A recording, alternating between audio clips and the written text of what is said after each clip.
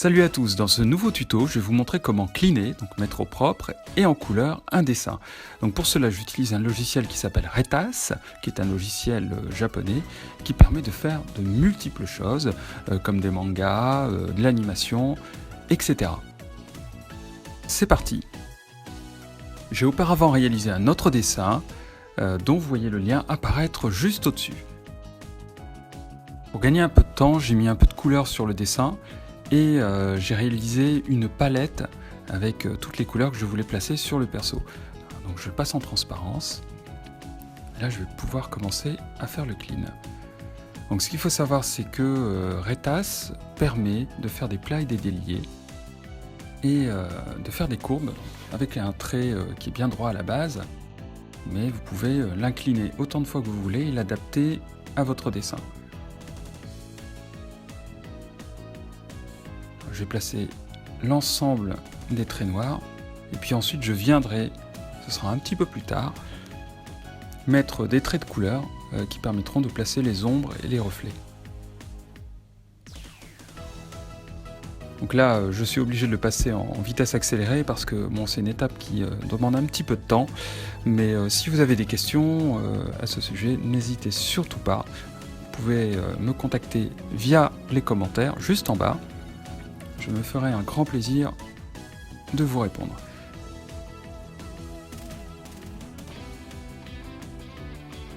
C'est presque terminé.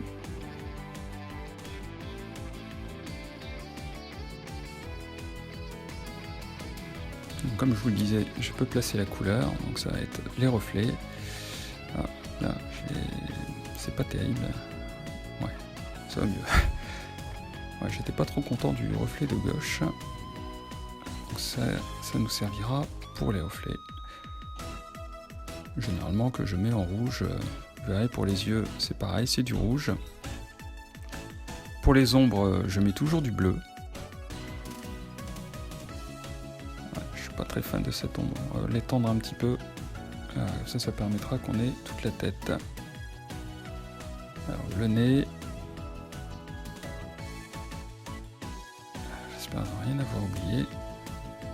Alors pour les yeux, je vais prendre l'outil ovale et venir le placer. Donc c'est pareil, c'est assez facile.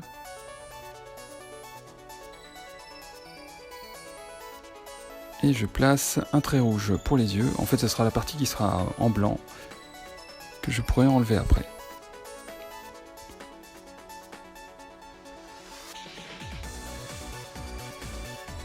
J'ai oublié un trait en dessous des yeux.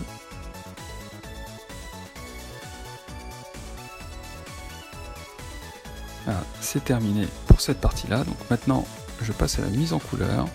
Donc avec ma petite palette qui est à gauche, je n'ai plus qu'à sélectionner avec la pipette et venir remplir. C'est très facile. Une fois qu'on a bien placé les traits, comme vous le voyez, c'est très facile de venir mettre la couleur.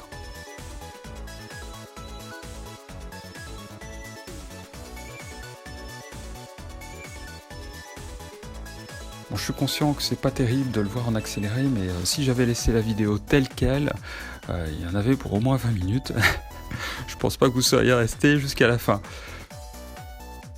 Donc je préfère vous montrer rapidement ce que ça peut donner, et si vous avez envie de le tester, vous pourrez très facilement le trouver sur internet.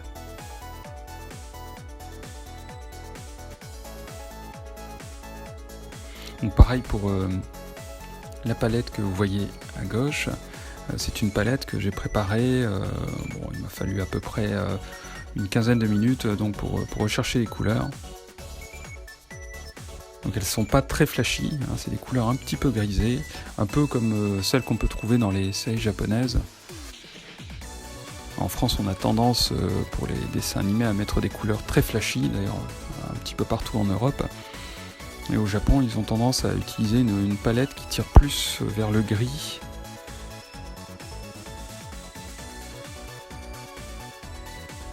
Voilà, j'ai fait les joues, j'ai ajouté quelques tout petits reflets sur les joues et c'est terminé.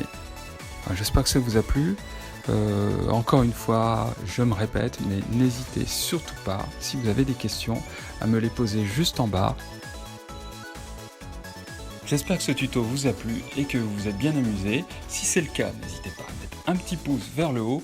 Et pour ne rien rater, parce qu'il va y avoir du lourd qui arrive prochainement, n'hésitez pas à vous abonner.